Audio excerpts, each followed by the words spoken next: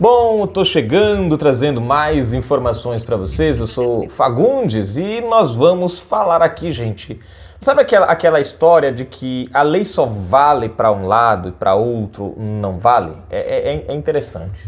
Bom, hoje são 20 de julho de 2022. Fica até o finalzinho, a gente sempre lê alguns comentários. Quem sabe um deles pode ser o seu. Eu acho interessante, gente, porque assim, a gente observa nas redes sociais, né, qualquer coisa, qualquer palavrinha contra qualquer ministro do STF, né, ou parlamentares de esquerda, é motivo para uma enxurrada de ações no Supremo e desce para a PGR, abre inquérito por falas disso, por fala daquilo e aquele negócio tudo. Mas quando o papel é inverso, aí a lei ela toma outro rumo, as regras tomam outro tom. E nesse caso aqui nós temos envolvido nesse caso o historiador Marcos Antônio Villa, né? Que eu fico olhando, gente, às vezes eu assisto assim, às vezes eu dou uma olhadinha assim no YouTube, vou lá ver ele falando, e às vezes eu me pergunto se esse menino ele tem problema na cabeça ou se é má fé mesmo, sabe? Porque você observa, para um cara tão inteligente, às vezes ele parece idiota. Porque ele faz questionamentos subjetivos nos quais é tipo assim, tem a clara intenção de mudar o foco da resposta ou puxar um gancho para uma resposta que é como, por exemplo, aquela questão, um exemplo claro é quando ele entrevistou Bolsonaro e falou sobre a questão do dinheiro da JBS, lembra dos 200 mil? Que Bolsonaro caiu 200 mil na conta do presidente, né? E quando o presidente foi saber de onde foi aquele dinheiro, não foi da JBS. Aí o presidente pegou então candidato ainda, né? Pegou os 200 mil e devolveu os 200 mil.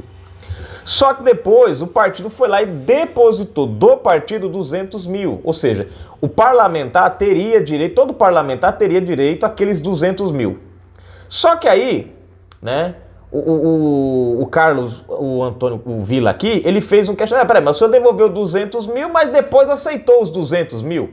E aí Bolsonaro foi explicar que os 200 que ele devolveu foi da JBS e que os 200 que ele aceitou foi do partido. E aí ele falou, não, mas e a JBS não poderia ter dado esses 200 mil para o partido e o partido ter repassado para você depois de ter devolvido? Quer dizer, os caras tinham direito a 200 mil, independente de JBS ou não. Tinha direito a 200 mil. O dinheiro que veio com o carimbo JBS, Bolsonaro devolve. O que veio sem o carimbo JBS, esse, que é do partido, o presidente aceita. Então ele ficou tentando fazer aquele trocadilho, mas você aceitou os mesmos 200 mil reais? Não poderia... E ficou aquela coisa toda. Gente, é simples. Se Bolsonaro tivesse aceitado os 200 da JBS, e depois teria caído os outros 200, que formaria 400. Mas aí ele tentou ficar vinculando. Você rejeitou 200 da JBS, mas pegou 200 do partido. E o partido recebeu os 200 da JBS, que pode ter repassado para você, sem dizer para... Aí ficou aquela forçação de conjecturas, né? E aquele negócio todo, que aí de dar nojo, sabe? Mas enfim, deixa para lá esse negócio.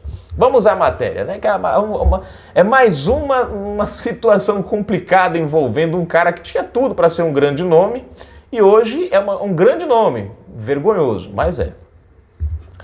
Justiça decide que chamar bolsonaristas de nazistas não gera dano moral, né? Você não pode chamar um camarada de boca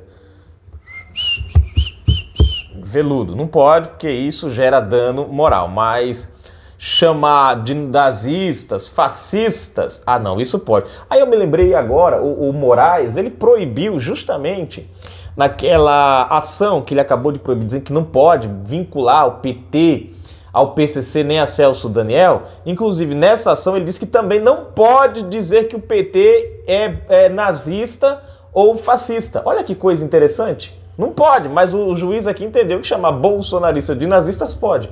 PT não pode, bolsonaristas pode. Se você não é inscrito no canal, se inscreve agora mesmo, ativa o sininho das notificações, marque a opção receber todos os vídeos, comente, compartilhe, deixe o seu like. Na descrição, obviamente, tem chave Pix, tem conta bancária. Eu convido você a fazer parte do nosso canal, ser um patrocinador e um colaborador. As nossas lives, todos os sábados, às 21 horas, aqui o seu comentário faz toda a diferença. É você quem faz a live e o seu comentário é lido aqui. O juiz da 45ª Vara do Foro Central Civil de São Paulo, Antônio Carlos Santoro Filho, negou o pedido de indenização no valor de R$60 mil de 11 bolsonaristas contra o historiador Marco Antônio Villa. Ou disse Antônio Marco Villa? Ou disse Marco Antônio no começo? Enfim, mas dá no mesmo. Por ter associado os apoiadores do presidente Jair Bolsonaro, PL, a nazistas. Bom, vamos lá, entender o caso, né? Em vídeos no YouTube, Villa chamou Bolsonaro, entre outras coisas, de ladrão, genocida, corrupto, nazista, golpista e fascista. Bom, além disso, afirmou que bolsonaristas seriam nazistas, o que, na visão dos 11 apoiadores do presidente que moveram o processo, atinge diretamente a eles. Se eu falo todo bolsonarista é nazista, qualquer pessoa que apoia Bolsonaro está incluído nessa questão, sim ou não? Por isso, pediram a indenização de R$60 mil em danos morais, além da exclusão dos vídeos. Bom, o que o juiz falou sobre isso? O que ele entendeu? Bom, já o advogado Alexandre Fidalgo, do Fidalgo Advogados, ao defender Villa, afirmou que a ação configura assédio judicial com o propósito de censura, que é vedada pela Constituição. Engraçado, né? O Moraes não tem essa visão. O Moraes manda excluir, manda pagar, inclusive até coloca contra a parede, ameaça de multa, até multa plataformas, né? Quer dizer, vai bem mais além. Além disso, ele defendeu que as críticas dirigidas ao presidente da República estão no limite da liberdade de expressão e jornalísticas e encontram-se no contexto de falas políticas. Por fim, o defensor sustentou que não houve qualquer imputação ou mesmo crítica dirigida aos autores da ação nos vídeos. Se todo bolsonarista é fascista, é genocida, é isso, aquilo, outro, se eu sou bolsonarista, eu acho que isso tá falando de mim, tá não?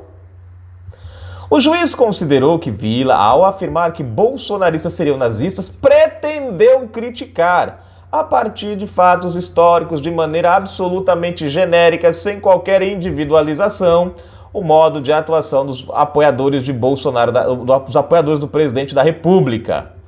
A procedência ou não da crítica deve ser julgada pelo público e, em última análise, pelos eleitores e não pelo Poder Judiciário, pois dela não se depreende o propósito de ofender os apoiadores do atual presidente da República, mas de apresentar, ainda que de maneira ácida, mordaz ou mesmo agressiva, a atuação política de parte dos cidadãos e alertar sobre a convicção do réu a respeito dos riscos de tal linha de ação, entendeu o magistrado Antônio Carlos Santoro Filho. Aí eu fico me perguntando, quais têm sido essas práticas dos bolsonaristas que denotam o que ele acabou de dizer aqui? A violência, que denotam a agressividade. Porque você vê a manifestação de Bolsonaro junta milhões de brasileiros. Toda semana tem 3, 4 manifestações ligadas a bolsa. Você não vê falar em um vidro quebrado, você não vê falar em um pinchamento, você não vê falar em uma distribuição. Agora, o PT faz uma por ano e quando faz é um arraso total. O Brasil passa 10 anos reconstruindo o que o PT, o que as manifestações petistas esculhambam num dia só. Mas aí é interessante que o juiz diz que é uma forma de explicitar aí chamar a atenção para os riscos dessa linha bolsonarista. Quer dizer, eu fico sem entender. Além disso, o juiz considerou que a expressão bolsonarista não identifica de forma objetiva qualquer pessoa e que Villa não indicou em momento algum os nomes ou dirigiu imputação indevida. Ou adjetivo que poderia ser considerado ofensivo especificamente contra autores do processo.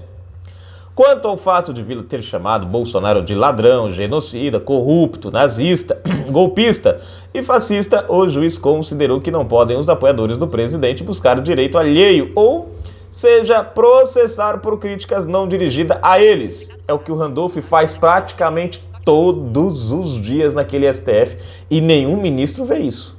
Pelo contrário, manda pra PGR e pra PGR decidir. Manda pra PGR. Vocês veem que coisa engraçada, né, gente?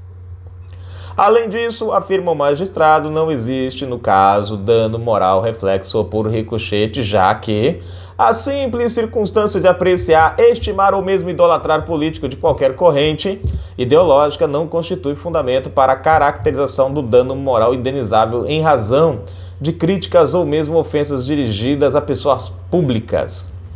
E aí finaliza a matéria, né? Eu fico me lembrando, né, daquele monte de ação, quando o Bolsonaro falou que os eleitores de Lula comiam capim, né? Os eleitores de Lula, e também não foi, ele foi genérico também, né?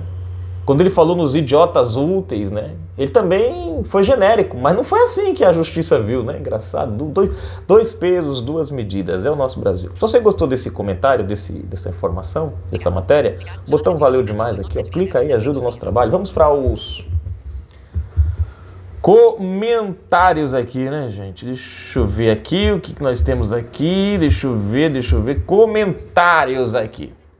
O pessoal tá falando aqui nos bastidores. Será que tem um comentário seu aqui? José Raimundo. Vamos, patriotas, o nosso presidente e o Brasil precisa de nós. Deus, pátria, família e liberdade. Tá aí a convocação.